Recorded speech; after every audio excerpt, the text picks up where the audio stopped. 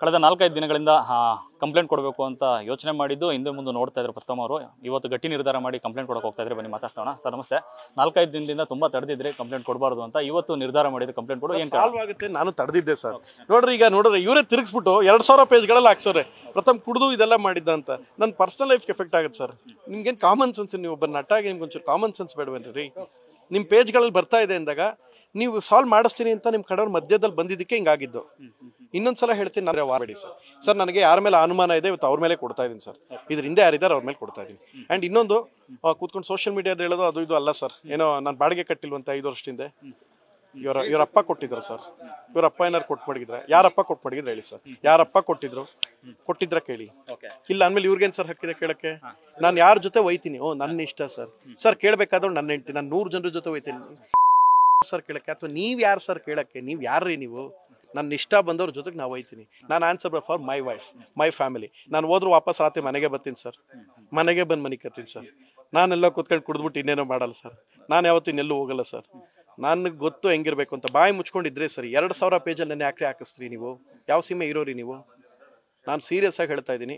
ಇದು ಬೇರೆ ಥರ ಆಗುತ್ತೆ. ನನ್ನ ಸ್ನೇಹಿತರಿಗೆ ಪಾಪ ತೊಂದರೆ ಆಗಬಾರ್ದು ಅನ್ನೋ ಕಾರಣಕ್ಕೆ ಮಹೇಶ್ ನೆನ್ನೆ ಫೋನ್ ಮಾಡಿ, ಇಲ್ಲ ಸರ್ ನಿಮ್ಗೆ ತುಂಬಾ ಅನ್ಯಾಯ ಆಗ್ತಾ ಇದೆ, ನನ್ನ ಮೇಲೆ ಕಂಪ್ಲೇಂಟ್ ಕೊಡ್ಸವ್ರೆ. ಏನ್ರಿ ಕಂಪ್ಲೇಂಟ್ ಕೊಡ್ಸೋದು ನೀವು? ದರ್ಶನ್ ಅವ್ರ ಅಭಿಮಾನಿಗಳು ಒಂದಷ್ಟು ಪ್ರಶ್ನೆಗಳನ್ನ ಎತ್ತಿದ್ರು. ಅಲ್ಲಿ ಅವತ್ತೇ ಘಟನೆ ಆದ ನಂತರದಲ್ಲಿ ಯಾಕೆ ಕಂಪ್ಲೇಂಟ್ ಕೊಟ್ಟಿರ್ಲಿಲ್ಲ? ಮತ್ತೆ ಕುಡಿದು ಒಂದಷ್ಟು ಗಲಾಟೆ ಮಾಡ್ಕೊಂಡ್ರು ಸರ್. ಬೇಲಕ್ಕೆ ಸಮಸ್ಯೆ ಆದ ಸುಮ್ಮನಿದ್ದೆ. ಅದೇ ದಿನ SP ಏನೇನ್ ಮೆಸೇಜ್ ಕಳ್ಸೋರು, ಇನ್ಸ್ಪೆಕ್ಟರ್ ಆಗ್ಲಿ ಎಲ್ಲವೂ ನೋಡೋರೆ, ಅವರೇ ಫಾಲೋ ಅಪ್ ಮಾಡ್ಸೋ. ನಾನು ಬೇಡ ಅಂತ ಸುಮ್ಮನಿದ್ದೆ. ಬಟ್ ಇವತ್ತು ಜಾಸ್ತಿ ಆಯ್ತು. ಇವತ್ತು ನಾವು ಬಿಸಿ ಮುಟ್ಸ್ತೀವಿ ಸರ್ ಬೇರೆಯವ್ರಿಗೆ. ನಮ್ಗೆ ಗೊತ್ತು ಏನ್ ಮಾಡ್ಬೇಕು ಅಂತ. ಸ್ವಲ್ಪ ಹೊತ್ತು ಕಾಯಿರಿ. ಈಗ ಯಾರು ಧಮಕಿ ಹಾಕಿದ್ರು ಆ ಒಂದು ಸಂದರ್ಭದಲ್ಲಿ ಬೇರೆನೇ ಅಲ್ಲಿ ಮಾತುಕತೆ ನಡೀತಾ ಇತ್ತು. ಇದು ಸೀರಿಯಸ್ ಆದ ವಿಚಾರ ಅಲ್ಲ ಅಂತ ಒಂದಷ್ಟು ಜನ ಹೇಳ್ತಿರುವಂತದ್ದು. ಹೌದಾ? ಸೀರಿಯಸ್ ಆಗಿ ವಿಚಾರ. ಚಾಕು ತೋರಿಸ್ಬಿಟ್ಟು ಚುಚ್ಬಿಡ್ತೀನಿ. ಸೀರಿಯಸ್ ಆಗಿ ವಿಚಾರ.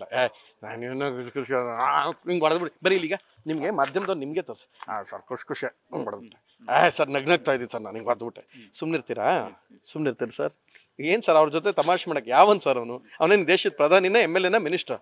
ನಾನು 100 ಜನರ ಜೊತೆ ಹೋಗ್ತೀನಿ ಸರ್. ಆನ್ಸರ್ ಕೇಳ್ಬೇಕಾದ್ರೆ ನನ್ನ ಹೆಂಡತಿ. ಯಾವ ಮಗನಿಗೂ ರೈಟ್ಸ್ ಇಲ್ಲ. ಮುಚ್ಕೊಂಡು ಒಬ್ಬ ನಟ ಅಂದ್ಮೇಲೆ ನಿಮ್ಗೆ ಏನೋ ಜನ ಪ್ರೀತಿ ಕೊಟ್ಟಾಗ ಅದನ್ನ ಮುಚ್ಕೊಂಡು ಹಂಗಿರ್ಬೇಕು.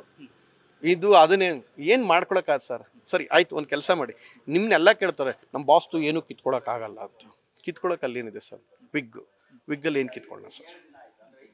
ವಿಗ್ಗಲ್ಲಿ ಏನ್ ಕಿತ್ಕೊಳ್ಳ? ಇನ್ನು ಮೀಸೆ ಗಡ್ಡನೇ ಬಿಡಲ್ಲ ಸರ್. ಇನ್ನೊಂದು ಕಿತ್ಕೊಂಡ ಇದು ಇನ್ಯಾವ್ದನ್ನ ಕಿತ್ಕೋಬೇಕು ಹೇಳಿ ಸರ್? ನಾನು ಹೋರಾಟ ಯಾರಿಗೆ? ಯಾಕಂದ್ರೆ ಧಮಕಿ ಹಾಕಿದ್ದು ಅಂತ ಮನೆ ತನಕ ಬಂದಿತ್ತು ಅಂತ ಏನಾದ್ರು ಬೆದರಿಕೆ ಹಾಕಿದಾರ ಅಂತ ಈಗ ಪೊಲೀಸ್ ವೈಯಕ್ತಿಕವಾಗಿ ಹೇಳಿದ್ದಾರೆ. ಇದು ಬೇರೆ ತರ ಆಗ್ತಾ ಇದೆ. ಅದು ಕಿತ್ಕೊಳ್ಳೋದು ಒಂದು ಏನಾದ್ರು ಉತ್ತರ ಕೊಡಿ. ಇವತ್ತು ಅದೇನು ಕಿತ್ಕೊಳಕ್ಕಾಗುತ್ತೋ ತೋರಿಸ್ತೀವಿ ಸರ್. Thank you sir. ಇದಿಷ್ಟು ಪ್ರಥಮ ಅವರ ಮಾತು. ಕ್ಯಾಮರಾ ಪರ್ಸನ್ ರೋಷನ್ ಜೊತೆ Lokesh, news first Bengaluru. News first ನಿರ್ಭೀತಿಯಿಂದ ನಿಮ್ಮ ಪರವಾಗಿ.